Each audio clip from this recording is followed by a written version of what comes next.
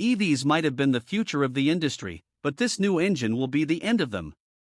Imagine cruising down the street in your shiny new ride, and everything feels different: no rumbling engine, no exhaust fumes, just pure, clean power.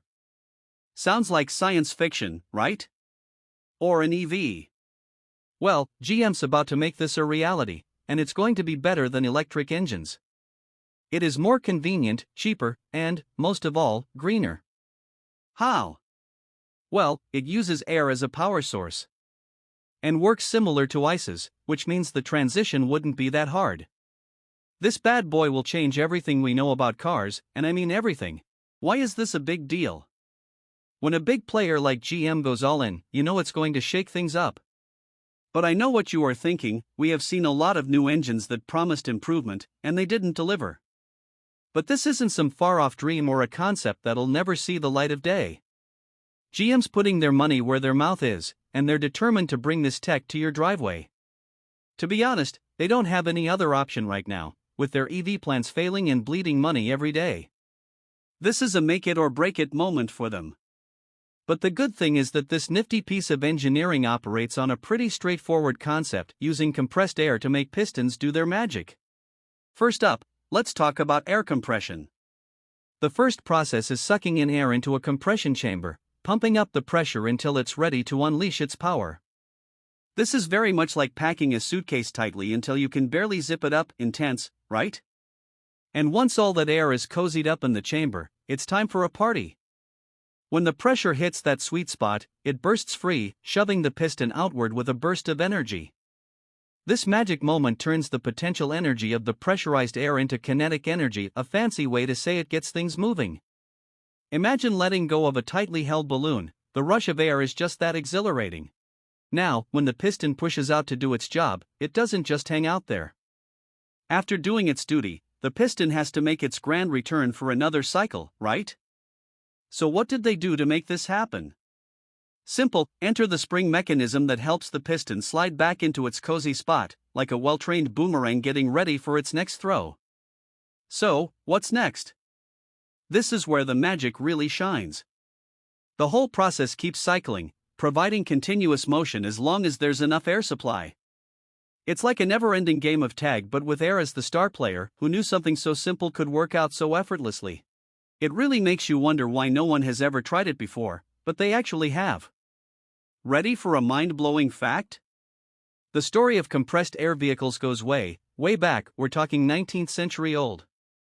Imagine strolling through the streets of Paris, and instead of horse-drawn carriages, you see sleek trams gliding by, powered by nothing but air. Cool. Now, you might be thinking, if air-powered vehicles were so awesome, why aren't we all driving them now? What happened to them? Short answer: the internal combustion engine, the muscular new kid on the block that knocked air power off its pedestal. But some people didn't just lose hope yet. In the early 2010s, Peugeot made something incredible. They've cooked up this crazy hybrid powertrain that combines a regular gas engine with, get this, compressed air technology. They called it hybrid air, and they showed it off in a tricked-out Peugeot 2008 crossover. We're talking a hydraulic motor unit paired with a compressed air energy storage system, all working alongside a conventional gas engine. It's like they took the best of both worlds and mashed them together. But here's where it gets really juicy: this bad boy promised fuel economy that would make a Prius faint. We're talking up to 81 miles per gallon in normal driving conditions. And in the city? It could have been even better. Oh, and did I mention it was supposed to be cheap? Peugeot claimed this air-breathing beast would be 45% more affordable than those fancy electric hybrids. That's right, eco-friendly and wallet-friendly, the dream team. Plus, this system was so green it made EVs jealous. No rare earth elements, no lithium, just good old-fashioned air. So, what happened?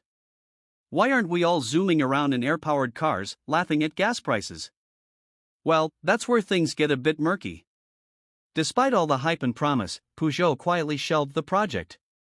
It's like they threw a massive party, got everyone excited, and then ghosted us all. Not cool. Now, we don't know exactly why they pulled the plug, but maybe the tech was trickier to implement in the real world than they thought. You know how sometimes things work great on paper but fall flat in practice? It could have been like that. Or perhaps it was a money thing. Even though it was supposed to be cheaper than electric hybrids, it might have still been too pricey to make a profit. After all, car companies aren't charities, they've got to make that sweet, sweet dollar. There's also a chance that electric cars just started taking the spotlight. And let's not forget corporate shenanigans. PSA Group, now part of the megacorp Stellantis, might have just decided to put their eggs in a different basket. You know how it is with big companies, sometimes they do the opposite of what they are expected to do. For now, though, Peugeot's hybrid air system remains one of those tantalizing what could have been stories in the automotive world. The good thing is that it shows GM what not to do. But Peugeot's not the only one who tried this. There is one more car that achieved riding with only air. And the stats on this bad boy are pretty impressive. So let me break it down for you. This little urban warrior could supposedly cruise for about 125 miles on a single tank of air.